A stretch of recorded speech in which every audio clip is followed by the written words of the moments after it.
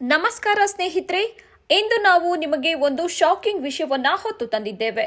ಏನೆಂದರೆ ಇದು ನಮ್ಮ ರಾಜ್ಯದ ಸಾರ್ವಜನಿಕ ಸಾರಿಗೆ ವ್ಯವಸ್ಥೆ ಮತ್ತು ಮಹಿಳೆಯರ ಬದುಕಿಗೆ ಸಂಬಂಧಿಸಿದ ಶಕ್ತಿ ಯೋಜನೆ ಆಗಿದೆ.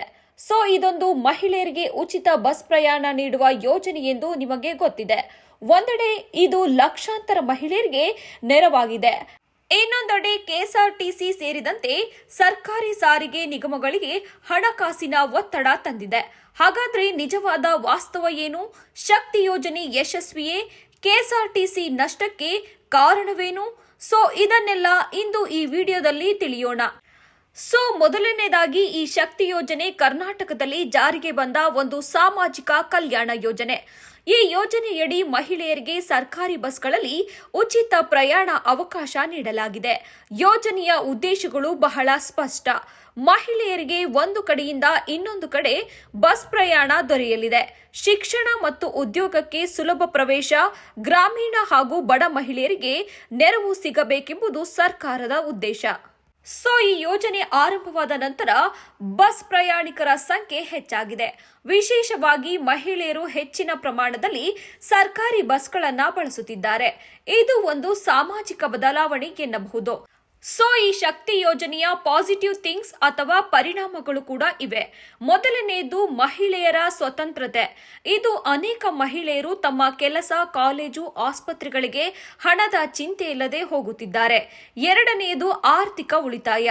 ಪ್ರತಿದಿನ 20 ಅಥವಾ 30 ರೂಪಾಯಿ ಉಳಿದರೂ ತಿಂಗಳಿಗೆ ಅದು ದೊಡ್ಡ ಮೊತ್ತವಾಗುತ್ತದೆ.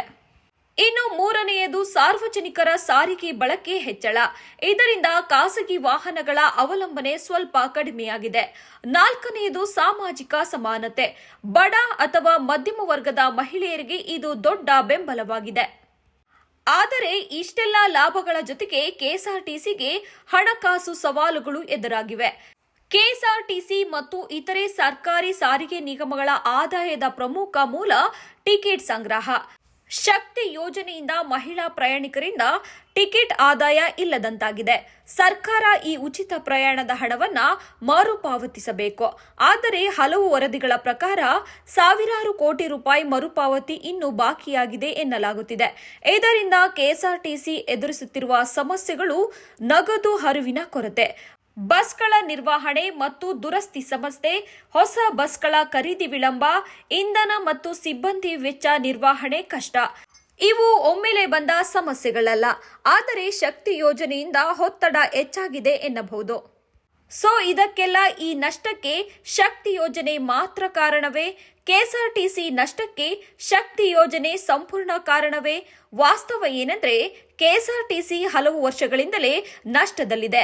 ಇಂಧನ ಬೆಲೆ ಏರಿಕೆ, ನಿರ್ವಹಣಾ ವೆಚ್ಚ, ಸಿಬ್ಬಂದಿ ವೆಚ್ಚ, ಹಳೆಯ ಬಸ್ಗಳು ಈ ಎಲ್ಲವುಗಳು ಈಗಾಗಲೇ ಸಮಸ್ಯೆಯಾಗಿದ್ದವು.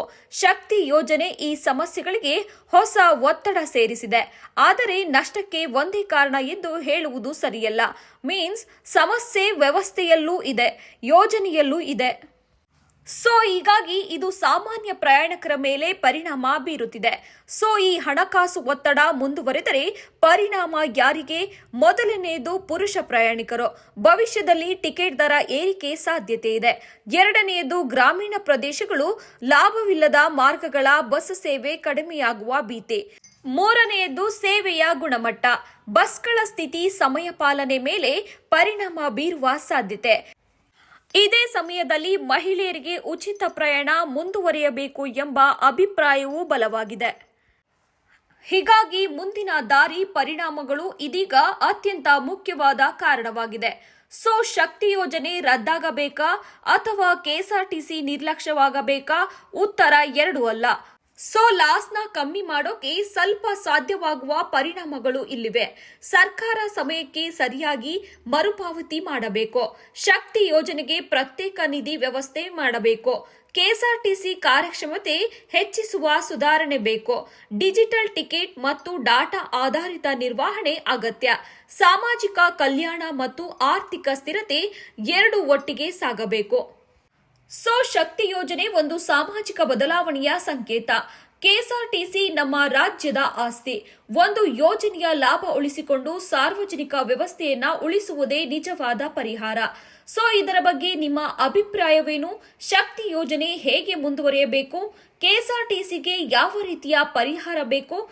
ಕಾಮೆಂಟ್ನಲ್ಲಿ ನಿಮ್ಮ ಅಭಿಪ್ರಾಯವನ್ನು ಹಂಚಿಕೊಳ್ಳಿ. ಮತ್ತೆ ಸಿಗೋಣ. ಧನ್ಯವಾದಗಳು.